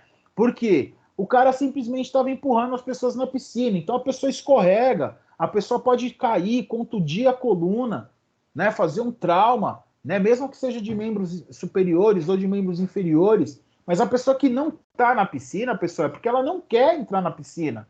Então não tem que ficar empurrando. E essa coisa de empurrar, você não sabe se o indivíduo se alimentou, você não sabe se o indivíduo sabe nadar ou não. Dependendo da forma que o indivíduo cair, ele pode bater a cabeça, pode fraturar a cervical, tudo isso por causa de uma brincadeira idiota, né? Então eu acho muito legal ter sítio, acho muito legal ter essas coisas todas, mas particularmente eu evito, né, justamente por conta desse tipo de problema, né? Sempre tem um babaca que quer empurrar os outros na piscina. E eu não aceito veementemente, eu não aceito esse tipo de brincadeira, esse tipo de situação. Se acontecer, eu pego o meu carro e venho embora na hora, tá? Então, só para ilustrar, pessoal, a importância, né? Só estou contando isso para ilustrar para vocês que essas brincadeiras podem gerar acidentes. E o pessoal costuma falar, acidentes acontecem. Não, acidentes são provocados. Quando a gente estuda a teoria dos acidentes, e eu já estudei sobre isso, né? Então, todo acidente ele tem um motivo. Todo acidente ele tem uma causa. Ou é imperícia humana, ou é imprudência humana, ou é negligência humana. Né? Ah, professor, mas ninguém sai de casa achando que vai sofrer um acidente. Peraí, você verificou os pneus do teu carro? Se estão em ordem? Mecânica do teu carro está em dia? Né? Você está sem sono? Você está cansado? Você saiu atrasado? Né? Porque se você sair adiantado, você dirige com calma. Agora, se você sair atrasado, você dirige com mais violência, com mais agressividade no trânsito. Né? Então, acidentes, eles são provocados, pessoal. Né? Por mais que a gente fale que foi sem querer, não foi sem querer. Né? Incêndios muitas vezes acontecem porque o registro de gás está com problema. Eu moro em apartamento e a gente tem aquele aquecedor que é uma porcaria, né? Aquele aquecedor de água. Morro de medo daquilo, não gosto daquilo, mas eu sou obrigado a ter porque no meu apartamento não dá para ter chuveiro elétrico, né? Então todo ano eu tenho que pagar lá R$ 50 para vir um funcionário da empresa dar manutenção. O cara não faz nada. O cara olha e fala: não, tá tudo bem. Ele me dá um laudo dizendo que tá tudo bem com o aparelho, que não tem nenhum vazamento, e eu fico resguardado. Né? Então, se aconteceu algum acidente, a responsabilidade é da empresa que veio aqui, olhou e falou que estava tudo bem e não estava. Né? Então, acidentes são provocados por imperícia, imprudência ou negligência. O afogamento, da mesma forma. O afogamento ele é provocado, ele não acontece, não foi sem querer. Não, o indivíduo buscou muitas vezes aquela condição. Ele estava na praia, ele estava alcoolizado, ele estava drogado, ele não sabia nadar. A praia muitas vezes era perigosa e tem placa sinalizando, tem salva-vidas sinalizando.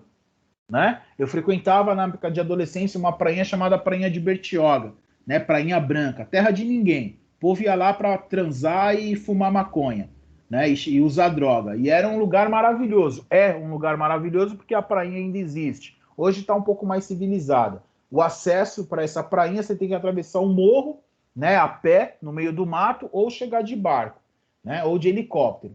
E aí o que acontecia? Essa prainha tem alguns lugares que ela tem buraco. Então tem uma placa lá avisando, olha, aqui tem um buraco, tem um degrau. Então só caía lá quem queria. Ou seja, o acidente é provocado. Estive no Nordeste algum tempo atrás, né, também de férias, num hotel super luxuoso lá no Enotel, e você não precisava sair do hotel para ir para a praia, não tinha sentido. Com um hotel daquele tamanho, você ficar na beira da praia, né? Mas enfim, tinha a praia lá, né? E tinha uma placa lá dizendo, ó, a praia tem degrau, a praia tem buraco. Para vocês terem ideia, eu entrei no mar na altura do joelho, quando eu fui dar um passo para frente, meu pé não alcançou o chão. Na hora eu voltei, porque eu não sabia o tamanho do buraco que tinha ali, né? E eu não sei nadar. Eu falei, opa, já não entro mais aqui na praia. Tá certo? Então, acidentes, mesmo afogamento, ele é provocado. Esse meu amigo que faleceu, mesma coisa. O cara pulou de cabeça no rio e o cara simplesmente se enroscou num galho de árvore. E se ele tivesse entrado no rio, ao invés de ter mergulhado de cabeça? Ele poderia ter entrado, ter sentido lá como estava o chão, né? E simplesmente feito a natação dele. Estaria vivo aí com a gente até hoje. Mas não, eu sou o Aquaman, eu vou pular de cabeça. Então, o indivíduo paga a conta. Beleza, pessoal? Dúvidas até aqui? Não, professora. Tranquilo? Estão dormindo já? Eu não, tô aqui Então, sem fazer. deixa eu só tomar um golinho de água. Peraí.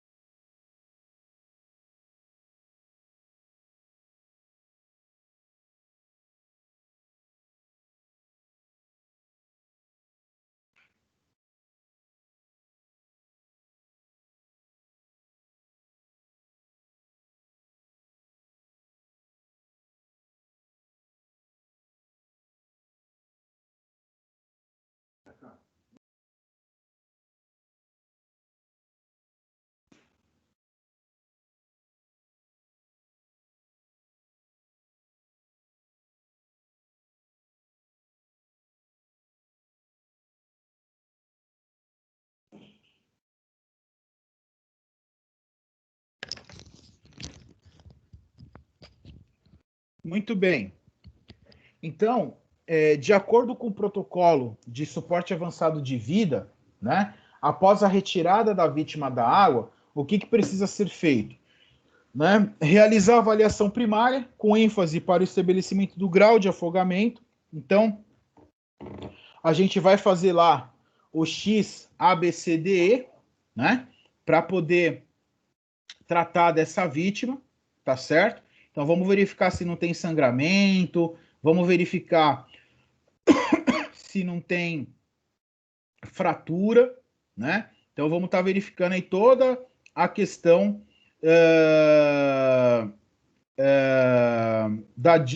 toda a questão aí do protocolo de trauma, né? Necessário para o atendimento dessa vítima, tá certo? Então, tem trauma, tem alguma coisa, né? Tem algum sangramento, a gente vai fazer a avaliação primária dele. Depois, vamos monitorar a oximetria de pulso. Já coloca o oxímetro lá no dedo do paciente para a gente verificar a oxigenação dele, a saturação de oxigênio. Vamos estabelecer a conduta conforme o grau de afogamento encontrado. Então, grau 1, o cara está com uma tosse, está bem, de repente ele consegue liberar no próprio local. Grau 2, a gente vai precisar já de um suporte de oxigênio, vamos transferir. Grau 3, ele começou aí com a história do edema agudo de pulmão. Então, de repente, vamos ficar esperto com via aérea, né? E assim sucessivamente. Depois, quinto passo, nós vamos controlar a hipotermia. Então, vamos aquecer esse paciente, né? Se possível e der tempo, a gente retira as roupas molhadas dele, né? O ideal é fazer isso ainda na rua, ainda no APH, tá? Mas se não for possível, por conta do show, por conta da bagunça que está no local, põe o camarada dentro da viatura e aí sim a gente tira a roupa dele, né? Com a porta fechada da viatura. Toma cuidado com a exposição, né, pessoal? Hoje todo mundo tem celular, todo mundo grava, né?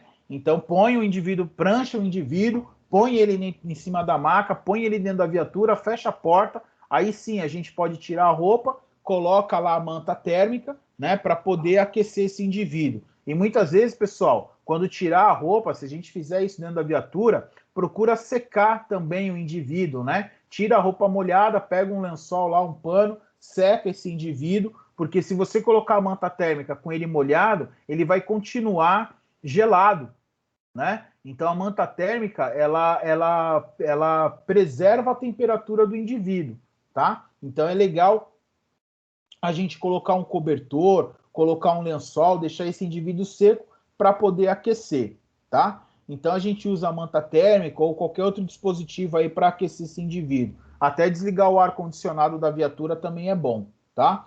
A gente vai realizar a imobilização, né? Colocando aí o colar cervical, né? Estabilização da coluna, colocar aí o indivíduo na prancha, tá? Eu vou, nas próximas semanas, pessoal, provavelmente nas 2 últimas semanas de novembro, eu terminando aqui a matéria, né, que eu pretendo terminar aí nos próximos dias. Então, provavelmente nas 2 últimas semanas de novembro, eu quero dar uma aula prática para vocês lá no laboratório, tá? Então, nessa aula prática, o que nós vamos fazer? Provavelmente vão ser 2 dias. Um dia, como a turma é pequena, dá para trabalhar à vontade. Então, o que nós vamos fazer? No primeiro dia, nós só vamos trabalhar a ressuscitação cardiopulmonar, suporte básico de vida, básico e avançado, tá? Então, vou precisar que vocês estudem toda a questão de ressuscitação cardiopulmonar, tá? O que fazer, como fazer reanimação, né? Qual é o protocolo de reanimação cardiopulmonar, e preciso que vocês estudem também, no outro dia, nós vamos fazer imobilização, né? Nós vamos fazer tratamento de vítima de trauma, atendimento à vítima de trauma, não importa qual seja o trauma. Então, nós vamos aprender a colocar colar cervical, nós vamos aprender a tirar capacete, nós vamos aprender a colocar o paciente na prancha, transportar esse paciente na prancha, tá? Então, eu preciso que vocês estudem a matéria e venham afiados para esses dias na faculdade, para a gente fazer essa aula prática, beleza? Mas eu vou agendar isso ainda com vocês, tá? Bom, dúvidas até aqui? E aí, por fim, para a gente terminar a aula, vou deixar umas atividades, né? Então, você vai descrever aqui, ó, as características da avaliação primária que podem ser encontradas em vítimas de afogamento conforme o grau, conforme o grau de afogamento. Então, você vai descrever vítima de grau 1, né? O que deve ser feito na avaliação primária, o que a gente pode encontrar? Grau 2, grau 3, grau 4, tá? Faz essa atividade, essa aula está no AVA, tá? Então, vocês faz lá no caderno, se quiser fazer no caderno, digitado, não importa. Faz isso aí, manda para mim, que eu vou contar mais pontos para vocês, tá bom? Então, isso aí não precisa me entregar semana que vem, não. Semana que vem eu quero a atividade do trauma abdominal, que eu falei no começo da aula. Depois, se for o caso, eu repito para vocês, tá? Então, esse aqui pode entregar para outra semana, não tem problema. Mas só para a gente computar os pontos. Descreva a conduta que poderá ser adotada em vítimas de afogamento conforme o grau do afogamento. Então, aqui a gente vai fazer a avaliação primária. Aqui a gente vai estabelecer a conduta, tá? Quais diagnósticos de enfermagem para possíveis vítimas de afogamento? Associe 3 diagnósticos para cada grau de afogamento. Cite as condutas possíveis para a vítima de afogamento no atendimento intra-hospitalar, tá? Então, o cara chegou para você lá no hospital, na sala de emergência, quais são as condutas que você, como enfermeira, precisa tomar. Beleza? Dúvidas? Aí, aqui as respostas do livro do aluno, acho que eu deixei até com gabarito para vocês, tá? E aí, para vocês poderem estudar isso, aqui é livro do aluno, essas 3 últimas aqui. Tranquilo? Dúvidas? Não, professor. Ô, professor. Pois não. O senhor voltar aquele caso lá que o senhor estava falando no início da aula, porque eu acho que as meninas não viram.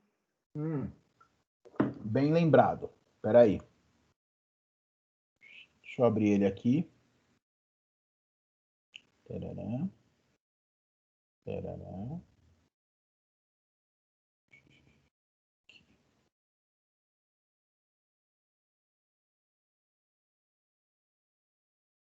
Então, meninas, eu deixei para vocês uma atividade lá no AVA, até coloquei no grupo também, tá? Então, para entregar até a semana que vem, no dia 4/11, tá? Pode mandar por e-mail ou por mensagem do AVA, tá? Então, depois dessa data aqui, eu não vou receber. Então, o que é o caso? AML, sexo masculino, 18 anos, ele é estudante, natural de Goiânia, procedente de São Paulo há 4 anos. Ele chegou no pronto-socorro, trazido pelo corpo de bombeiro, em prancha longa, com colar cervical e imobilizador lateral de cabeça. Os bombeiros informam que o paciente foi vítima de colisão automóvel versus traseira de caminhão, ou seja, ele bateu na traseira de um caminhão, ele estava sem cinto de segurança, tá? Ele não estava utilizando cinto de segurança, e ele ficou preso nas ferragens por aproximadamente 20 minutos. No exame físico, ele se encontra ansioso, descorado, né, 3 para 4 cruzes, desidratado, 2 para 4 cruzes, taquipneico, acianótico, anictérico, afebril, com sudorese fria e palidez cutâneo-mucosa. Ele tem faces de dor, queixando-se de dor no abdômen. Os parâmetros vitais: pressão arterial 90/50, cardíaca 126, respiratória 32. Presença de hematoma em região tórax abdominal esquerda, tá? Abdômen tenso e doloroso à palpação superficial e profunda, ruídos hidroaéreos diminuídos, maciçez à percussão em flancos e hipogástrio, né? E sem... Só um minutinho, pessoal, por favor, que é coisa de estágio. Alô? Bom dia. É ele? Tudo?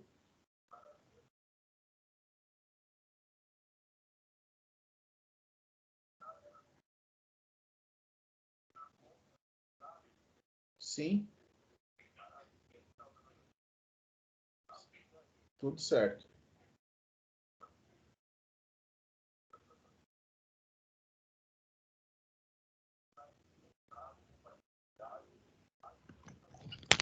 Ok, obrigado. Bom dia. Vamos lá, pessoal, desculpa aí. Então, os parâmetros vitais, né? Frequência, pressão arterial 90/50, cardíaca 126, respiratória 32. Presença de hematoma em região tóraco-abdominal esquerda, abdômen tenso, doloroso, palpação superficial e profunda, ruídos hidroaéreos diminuídos, maciçez percussão em flancos hipogástricos, sem massa palpável. Fígado palpável a 2 centímetros do rebordo costal direito. Toque retal sem sangue em luva. Posição normal da próstata, ausência de espícula óssea e tônus esfinctérico normal. E ele apresenta anúria. E aí ele teve uma prescrição médica. Então foi prescrito jejum, foi prescrito Ringer lactato aquecido de 1000 ml, tricotomia tóraco-abdominal, foi pedido para inserir uma sonda vesical e anotar débito, inserir uma sonda nasogástrica, encaminhar o paciente para o centro cirúrgico com urgência, manter o paciente aquecido, manter O2 por máscara e reservar 2 unidades de sangue total. Tá? Essa foi a prescrição médica que foi feita. Então, o que nós vamos fazer? Qual o provável diagnóstico desse paciente? E aí descreva sobre a fisiopatologia. Então, o provável diagnóstico desse paciente é um trauma abdominal. E aí vocês vão ter que descrever a fisiopatologia do trauma abdominal. Então tem lá na aula, tem o PH-TLS que eu tenho em PDF, posso mandar para vocês. Enfim, vocês têm internet para pesquisar, né? Então vocês podem descrever aí da forma que vocês acharem que vocês consigam entender e explicar a fisiopatologia do trauma abdominal. Segunda questão. Nesse tipo de caso, qual o principal fator a ser considerado para tentar evitar o óbito? Então, existe um ponto em específico que a gente tem que tomar muito cuidado, porque nesse ponto específico, a gente leva o paciente a óbito. O paciente vai a óbito por conta desse motivo aí, tá? Então, tem um motivo que pode levar o paciente a óbito. Qual é ele? Isso tem na aula.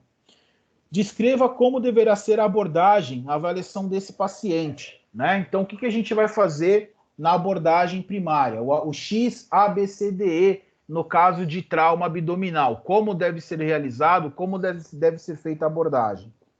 Em relação aos métodos propedêuticos utilizados para realizar o exame físico, o que é considerado normal e o que pode ser encontrado em pacientes com esse tipo de diagnóstico. Então, nós temos os métodos propedêuticos que a gente encontra a normalidade. Então, na inspeção, o que a gente observa no abdômen? Abdômen globoso, abdômen plano, abdômen escavado, né? Então, na inspeção, a gente já viu, isso é o normal, mas na inspeção desse paciente, a gente já viu que ele tem um hematoma, por exemplo, né? E na ausculta, o que é normal a gente encontrar na ausculta abdominal? Normal é a gente encontrar X, Y, Z situações. Porém, no caso do paciente, no caso de trauma abdominal, a gente vai encontrar A, B, C situações. Deu para entender ou não? E assim você vai fazer na palpação e na percussão. Ficou claro isso ou não?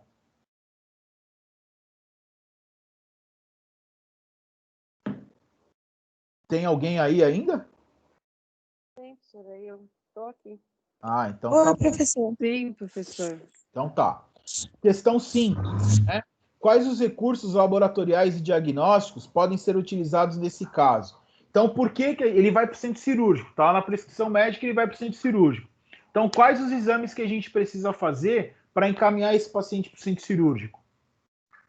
Preciso de uma tipagem sanguínea, preciso de um hemograma, preciso de um bioquímico, ureia, creatinina, sódio, potássio, TGO, TGP, preciso de um coagulograma. Então, quais os tubos que a gente vai coletar? Por que a gente tem que coletar um hemograma? Por que eu tenho que coletar a tipagem sanguínea? Por que, né? Então, você vai descrever os exames. Ele precisa de um raio-x de tórax, já que ele vai para o centro cirúrgico.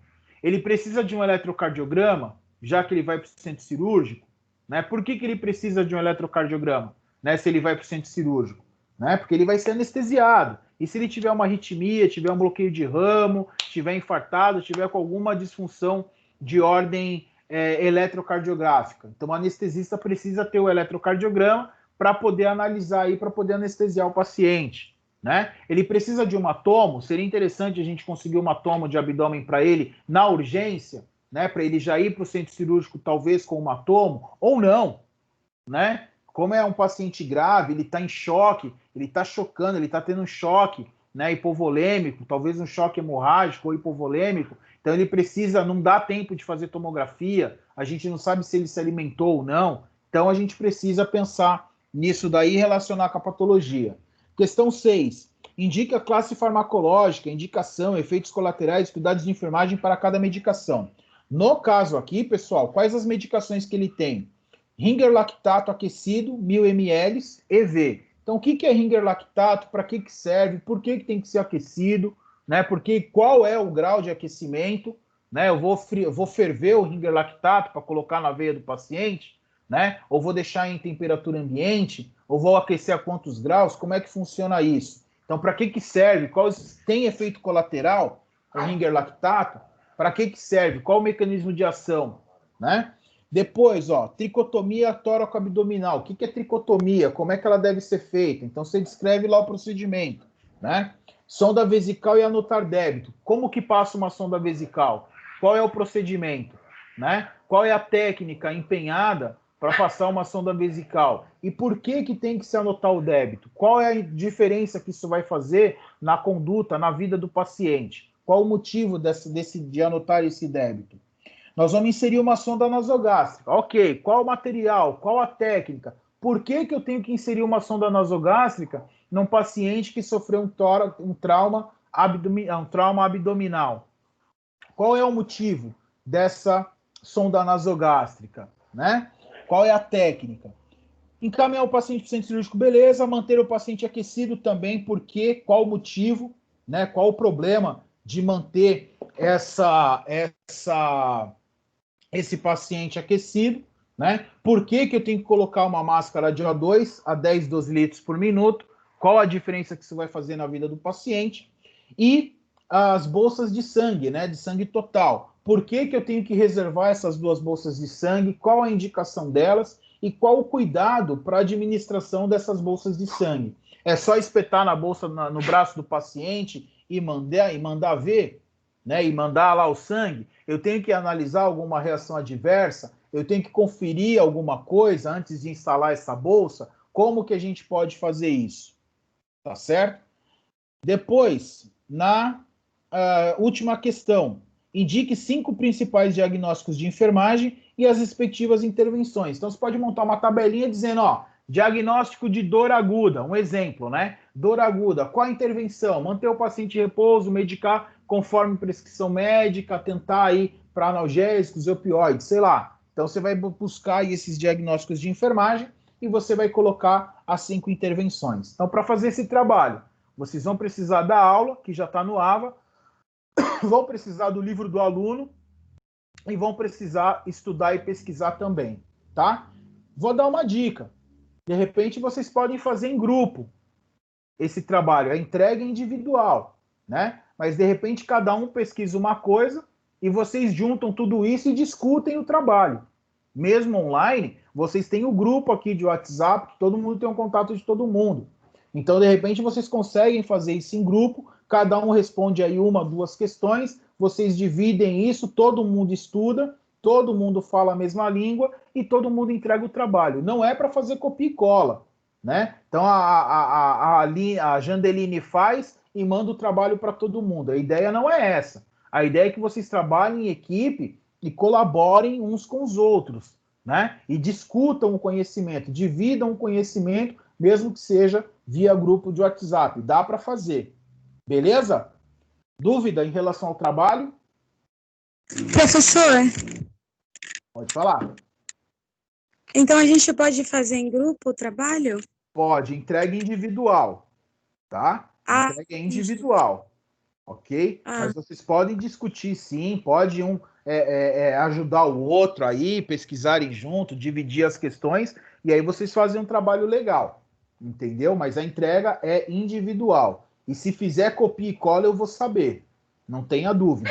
Se você fizer o trabalho, eu disse, e mandar para as meninas e elas me mandarem o mesmo trabalho, eu vou saber. Então, não quero copia e cola. Eu quero que vocês discutam o trabalho e façam o trabalho. Mas pode fazer em grupo, não tem problema. Professora, dia 11, né? Que tem que dia entregar? 4. Dia 4 do 11.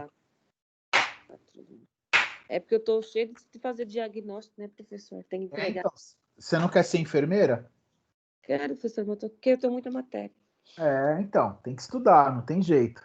Tá bom? Por isso que, por causa de você, Jandeline, eu estou abrindo essa exceção porque eu sei que você está bem sobrecarregado, tá? Então, vocês podem se ajudar.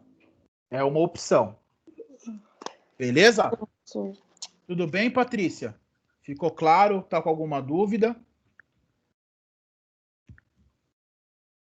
Bom, pessoal, então a gente vai encerrar por aqui, tá? Próxima aula, nós vamos continuar aí na unidade 4. Nós encerramos hoje a unidade 3. Na próxima aula, a gente começa a unidade 4.